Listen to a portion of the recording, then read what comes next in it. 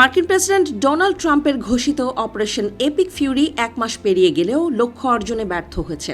বিশ্বের অন্যতম গুরুত্বপূর্ণ নৌপথ হরমুজ প্রণালী এখনও ইরানের নিয়ন্ত্রণে, যা বিশ্ব অর্থনীতিকে এক ভয়াবহ জ্বালানি সংকটের মুখে ঠেলে দিয়েছে।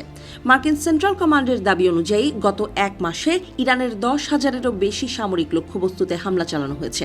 ধ্বংস করা হয়েছে ইরানের নৌবাহিনীর 92% জাহাজ এবং অসংখ্য ক্ষেপণাস্ত্র ঘাঁটি। পেন্টাগন একে বিশাল সাফল্য হিসেবে বর্ণনা করলেও বাস্তব চিত্র ভিন্ন। আকাশপথে বোমা বর্ষণ করে ইরানকে দমানো সম্ভব হয়নি, বরং হরমুজ প্রণালীর প্রবেশ মুখ এখন কার্যত অচল।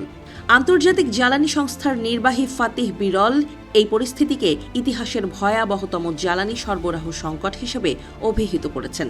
নগদ নিয়ে এলো হার না মানা হার অফার। সর্বনিম্ন 10,000 টাকা রেমিটেন্স নগদে পাঠালে থাকছে স্বর্ণের হার জেতার সুযোগ। প্রায় 2,000 তেলবাহী ট্যাঙ্কার এবং কার্গো জাহাজ পারস্য উপসাগরে আটকা পড়ে আছে। ইরানের ক্ষেপণাস্ত্র বা মাইনের ভয়ে কোনো জাহাজই এই সরু প্রণালী পার হওয়ার সাহস দেখাচ্ছে না। সম্প্রতি ক্যাবিনেট মিটিংয়ে প্রেসিডেন্ট ট্রাম্প এক অদ্ভুত যুক্তিতে নিজের ব্যর্থতা ঢাকার চেষ্টা করেছেন। তাকে জানানো হয়েছিল যে মার্কিন বিমান হামলার সাফল্যের হার 99%। জবাবে ট্রাম্প বলেন 99% মোটেও যথেষ্ট নয়, কারণ বাকি 1% মানেই হল একটি ক্ষেপণাস্ত্র $1 বিলিয়ন জাহাজে আঘাত হানা। 100% সাফল্য ছাড়া এই প্রণালী নিরাপদ নয়। সামরিক বিশ্লেষকদের মতে ইরানের ভৌগোলিক অবস্থানই তাদের সবচেয়ে বড় শক্তি। প্রণালীর দুই পাশে থাকা দুর্গম পাহাড়ের খাঁজে খাঁজে লুকিয়ে রাখা হয়েছে অসংখ্য মিসাইল লঞ্চার। আকাশ থেকে নিখুঁতভাবে এই সরঞ্জাম ধ্বংস করা প্রায় অসম্ভব। এই উপলব্ধি থেকেই হয়তো ওয়াশিংটন এখন প্রায় 15,000 স্থল সেনা পাঠানোর প্রস্তুতি নিচ্ছে, যার মধ্যে রয়েছে এলিট 82 এয়ারবোর্ন ডিভিশন। ট্রাম্পের জনপ্রিয়তা ধসে পড়েছে।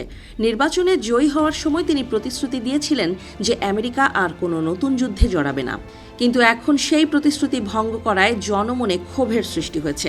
ট্রাম্পের অ্যাপ্রুভাল রেটিং নেমে দাঁড়িয়েছে মাত্র 36%, যা তার দ্বিতীয় মেয়াদে ক্ষমতায় আসার পর সর্বনিম্ন। যুদ্ধের নেপথ্য কারণ নিয়ে উঠছে বিতর্কিত সব তথ্য। ন্যাশনাল কাউন্টার টেরোরিজম সেন্টারের ডিরেক্টর জো কেন্ট গত 17 মার্চ পদত্যাগ করে এক বিস্ফোরক চিঠি লিখেছেন।